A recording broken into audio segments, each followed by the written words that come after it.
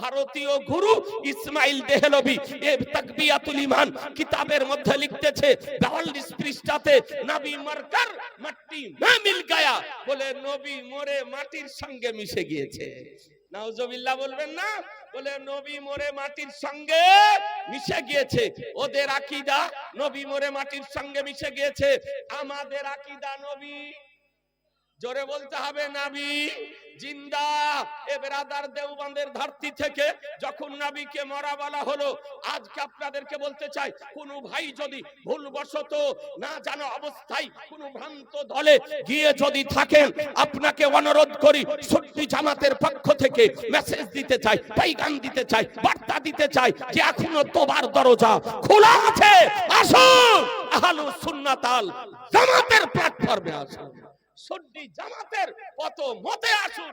আজিজানে মোহতারাম, আজকে বলল নবী মরে মাটির সঙ্গে মিশে গিয়েছে, যখন বলল তো আমার কালামুল ইমাম, ইমামুল কালাম, শাইখুল ইসলাম আল মুসলিমিন, হুজ্জাতুল্লাহ ফিল আরদিন, আয়াতুম মিন আয়াতিল্লাহ, মুজিজাতুম মিন মুজিজাতি রাসূল, ইমাম ইশক ও মোহাব্বত, ইমাম আহমদ রাজা আলাইহি রহমা রিদওয়ান সারা পৃথিবীবাসীকে এই আকীদা দিতেছেন, তো জিন্দা হাই আল্লাহ, তো জিন্দা হাই আল্লাহ, তো জিন্দা হাই আল্লাহ, তো জিন্দা হাই আল্লাহ।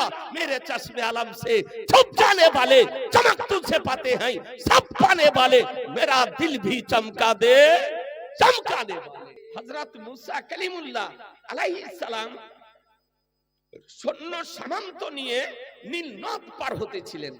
যখন যানবাহন নীল নদের কিনারাতে গেল, তো নীল নদ রাস্তা দিল না, রাস্তা বন্ধ রয়েছে।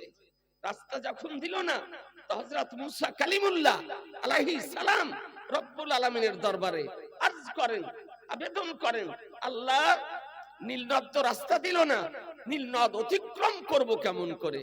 তো রব্বুল আলামিন বলেন, হে মুসা, নীল নদ তোমাকে রাস্তা দেবে, তবে এই নীল নদের কিনারাতে ইউসুফ পয়গম্বরের মাজার শরীফ আছে। কার? ইউসুফ পয়গম্বরের মাজার শরীফ আছে, তার দেহটাকে উঠিয়ে নাও, তোমাকে নীল নদ রাস্তা দিয়ে দিবে, উঠিয়ে নাও সঙ্গে। রাধারানী ইসলাম হযরত ইউসুফ আলাইহিস সালাম তিনি যখন ইন্তিকাল করলেন, ইন্তিকাল করার পর নীল নদের এপারে এবং ওপারে যারা মান্যকারী ছিলেন, তাদের মধ্যে দ্বিমত দেখা দিল যে ইনার মাজার শরীফ আমরা কোথায় করব। নদীর এপারের লোকেরা বলে যে ইউসুফ আলাইহিস সালামের মাজার শরীফ আমরা এপারেই করব। এপারে যদি তার মাজার শরীফ থাকে, তবে আমাদের দেশে ফসল উৎপন্ন ভালো হবে, আমরা ফায়জ লাভ করব। আর নীল নদের ওপারের যারা ছিলেন, তারা বললেন না, আমাদের এপারে তার মাজার শরীফ করব, তাহলে আমাদের দেশে ফসল ভালো উৎপন্ন হবে। তো যখন তার মান্যকারীদের মধ্যে দ্বিমত দেখা দিল, শেষ পর্যন্ত বুদ্ধিজীবী যারা, দূরদৃষ্টি সম্পন্ন ব্যক্তি যারা, জ্ঞানী যারা, তারা চূড়ান্ত সিদ্ধান্ত গ্রহণ করলেন, বলে শোনো, ওপারের যারা বসবাস করো তারাও শোনো, এপারে যারা বসবাস করো তারাও শোনো, ইউসুফ আলাইহিস সালামকে নীল নদে রাখা হবে।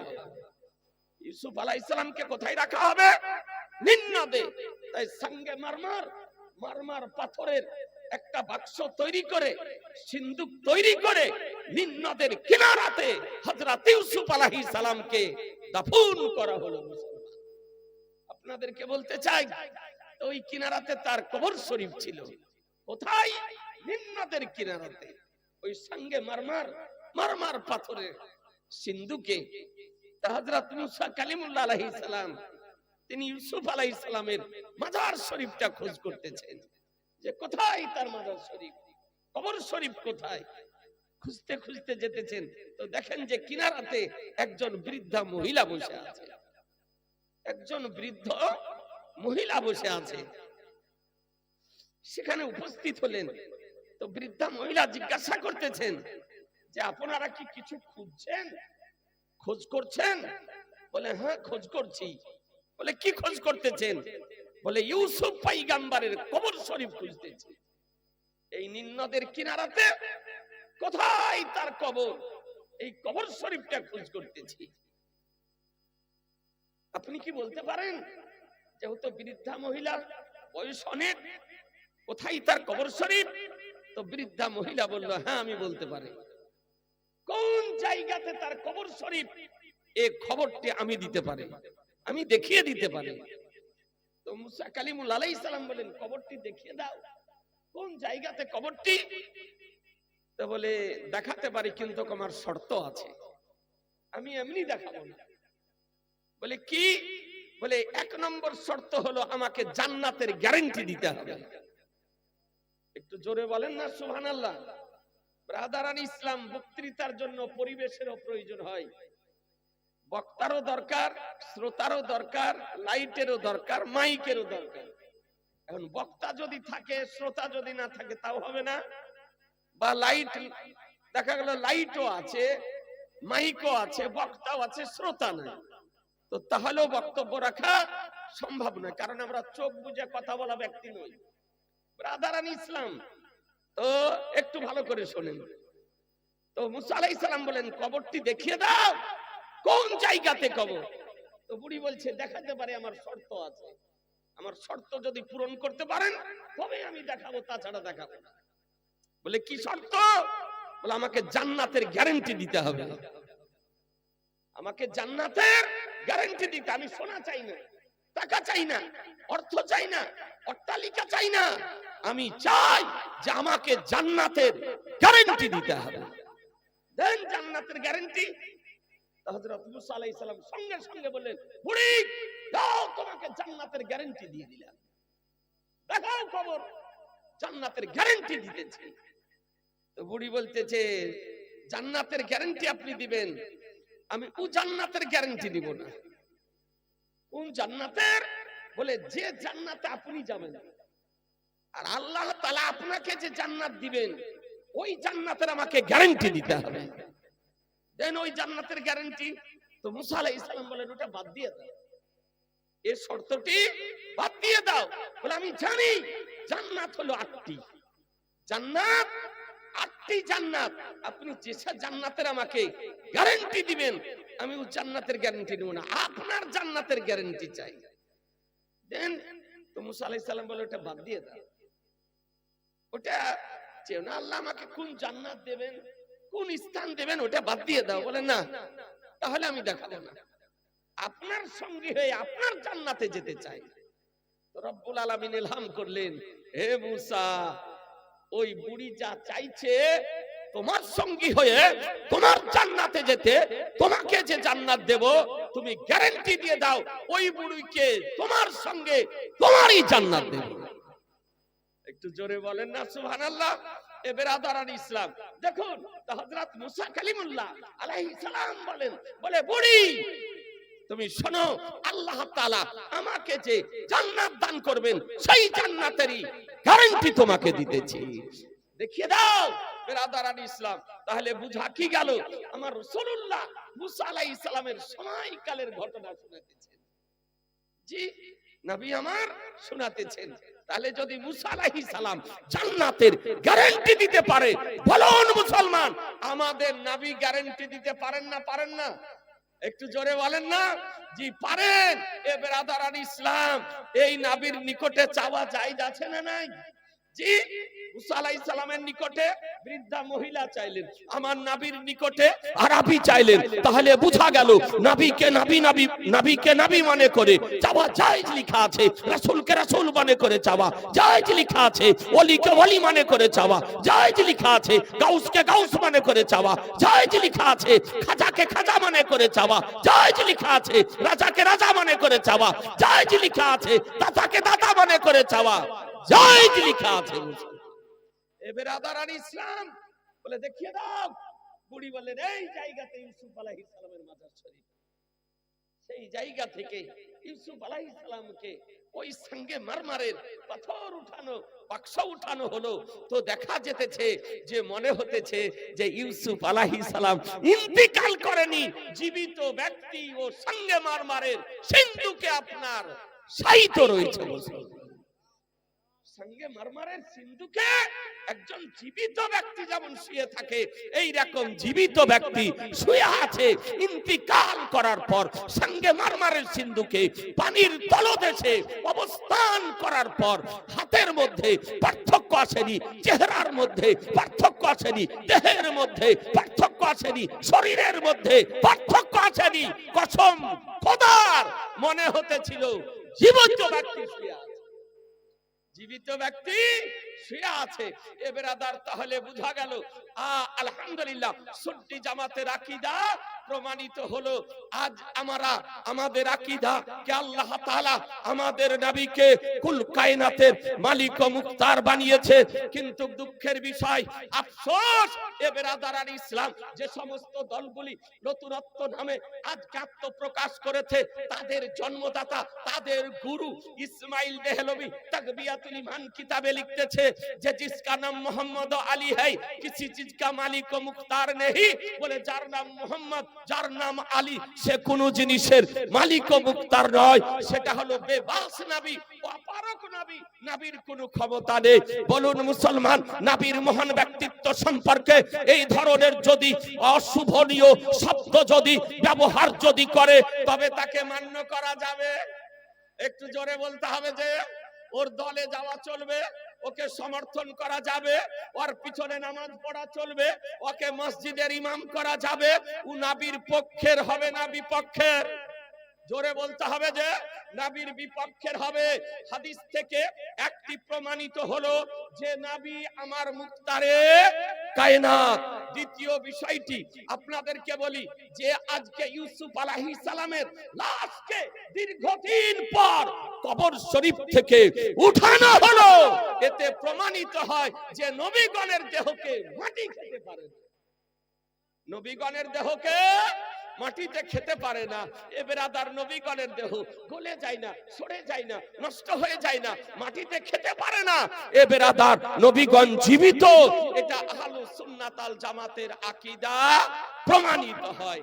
আর এ ভ্রান্ত মতবাদ পোষণকারীদের ভারতীয় জন্মদাতা, ভারতীয় গুরু ইসমাইল দেহলভী এ তাকবিয়াতুল ঈমান কিতাবের মধ্যে লিখতেছে 42 পৃষ্ঠাতে, নবী মরকর মাটি মে মিল গায়া। বলে নবী মরে মাটির সঙ্গে মিশে গিয়েছে। নাউজুবিল্লাহ বলবেন না? বলে নবী মরে মাটির সঙ্গে মিশে গিয়েছে। ওদের আকীদা নবী মরে মাটির সঙ্গে মিশে গিয়েছে। আমাদের আকীদা নবী, জোরে বলতে হবে, নবী জিন্দা। এ বেরাদার, দেওবন্দের ধরতি থেকে যখন নবীকে মরা বলা হলো, আজকে আপনাদেরকে বলতে চাই, কোন ভাই যদি ভুলবশত না জানা অবস্থায় কোন ভ্রান্ত দলে গিয়ে যদি থাকেন, আপনাকে অনুরোধ করি, সুন্নি জামাতের পক্ষ থেকে মেসেজ দিতে চাই, পেগাম দিতে চাই, বার্তা দিতে চাই যে এখনো তোবার দরজা খোলা আছে। আসুন আহলুস সুন্নাত আল জামাতের প্ল্যাটফর্মে আসুন, সুন্নি জামাতের কত মতে আসুন। আজিজানে মুহতারাম, আজকে বললো নবী মরে মাটির সঙ্গে মিশে গিয়েছে, যখন বললো তো আমার কালামুল ইমাম, ইমামুল কালাম, শাইখুল ইসলাম আল মুসলিমিন, হুজ্জাতুল্লাহ ফিল আরদিন, আয়াতুম মিন আয়াতিল্লাহ, মুজিজাতুম মিন মুজিজাতি রাসূল, ইমাম ইশক মোহাব্বত, ইমাম আহমদ রাজা আলাইহি রহমা রিদওয়ান সারা পৃথিবীবাসীকে এই আকীদা দিতেছেন। তো জিন্দা হাই বান্দা, তো জিন্দা হাই বান্দা, তো জিন্দা হাই বান্দা, তো জিন্দা হাই বান্দা, मेरे चश्मे आलम से छुप जाने वाले चमक तुझसे पाते हैं, सब पाने वाले मेरा दिल भी चमका दे, चमकाने वाले। এ বেরাদারান ইসলাম, এ আহলুস সুন্নাত আল জামাতের আকীদা। আপনাদেরকে বলতে চাই, হ্যাঁ হ্যাঁ, ও নবী পাক সাহেবে লাউলাক সাল্লাল্লাহু তাআলা আলাইহি সাল্লাম অতুলনীয় পয়গম্বর, উদাহরণহীন পয়গম্বর, হায়াতুন নবী পয়গম্বর, জীবিত পয়গম্বর। এ বেরাদার, এ নবী পাক সাহেবে লাউলাক হলেন আমাদের ঈমান, এ নবী হলেন আমাদের ঈমান। ভ্রান্ত মতবাদ পোষণকারীদের সঙ্গে আমাদের দ্বিমত জমি জায়গা নিয়ে নয়, মার্কেট নিয়ে নয়, রাজনীতি নিয়ে নয়, ক্ষমতা নিয়ে নয়। আজকে তাদের সঙ্গে আমাদের দ্বিমত আমার নবীকে নিয়ে, ওলিকে নিয়ে, গাউসকে নিয়ে, খাজাকে নিয়ে, শরিয়তের বিধি ও বিধান আহলুস সুন্নাত আল জামাতের আকীদা বলি দিয়ে তাদের সঙ্গে আমাদের দ্বিমত। যতক্ষণ সংশোধন না হবে ততক্ষণ পর্যন্ত তাদের সঙ্গে আমাদের কোনো কম্প্রোমাইজ হবে না। এই নবীর নাম শুনে আজকে চোখে আমরা চুমা দিই। চুমা দেন না? কথা বলছেন না যে দিন না? আমরা চোখে চুমা দিই। চোখে আজানে নবীর নাম শুনলে চোখে চুমা দিই, একামতে নবীর নাম শুনলে চোখে চুমা দিই, জালসাতে নাম শুনলে চোখে চুমা দিই, মিলাদ শরীফে নাম শুনলে চোখে চুমা দিই। এক কথায় নবীর নাম শুনলে আমরা চোখে চুমা দিই। সুন্নি জামাতের মতাবলম্বী যারা, আহলুস সুন্নাত আল জামাতের অনুসারী যারা, তারা নবীর নাম শুনে চোখে চুমা দেয়। বাতিলপন্থী যারা, এরা বেদাতের স্বপ্ন দেখতেছে, হারামের স্বপ্ন দেখতেছে। কথা বুঝছেন না? হারাম, এদের হারাম বলতে পয়সা লাগে না, দলিল লাগে না। এই পাগল জানে না যে হারাম বলতে গেলে একটা অকাট্য দলিলের দরকার আছে। লাগামহীন ফতোয়া দিতেছে। এমন এমন পাগল আপনার সোশ্যাল মিডিয়াতে বেরিয়েছে, তার কাটা, নির্বোধ, ব্রেনটাল, ভারসাম্যহীন, মস্তিষ্কের বিকৃতি ঘটা এমন এমন বক্তা বেরিয়েছে আপনার সোশ্যাল মিডিয়াতে। এমনকি এমনও বক্তা বেরিয়েছে যার মুসলমানই হয়নি। ওই সব বক্তার বক্তব্য শুনে আজকে রাতারাতি চেঞ্জ হচ্ছে মুসলমান। জি, এশার নামাজ পড়লো ইমামের পিছনে নাভির নিচে হাত বেঁধে, সকাল বেলায় আসার পর দেখা যাচ্ছে জোর করে হুজ্জুতি করে লেডিস নামাজি সেজেছে। বুঝছেন না? লেডিস নামাজি, মহিলা নামাজি, নব্য নামাজি, নেট ফারাজি और নেট হলো গুরু। জি, তোকে নিয়ে এসে বসাও নেট ফারাজি কে, ব্রাদার বসতেও পারবে না, বসাতেও পারবে না।